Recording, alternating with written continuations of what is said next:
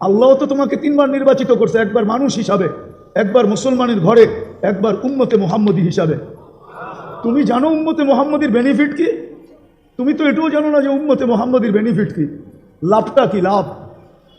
উম্মতে মুহাম্মদী তো লটারি জিততে পারে এক রাত্র পাইয়া, এক রাত্রে লটারি জিততে পারে, এক রাত্র 83 বৎসর। এটা হলো উম্মতে মুহাম্মদী হওয়ার বেনিফিট।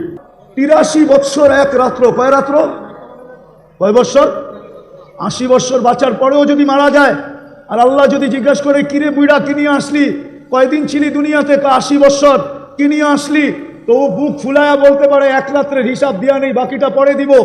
আল্লাহ যদি বলে এক রাত্র মানি, এক রাত্রই তো 83 বৎসর ছিল, আমি দুনিয়াতে 80 বৎসর ছিলাম, 80 থেকে 80 ক্রোশ বাদ দিয়া দেন, তারপরও আমি 3 বৎসরের পাওনা আপনার কাছে, আপনি আমার কাছে পাবেন কর্তিকা, 3 বৎসরেরটা আমারে দেন। এটা হলো উম্মতে মুহাম্মদীর বেনিফিট।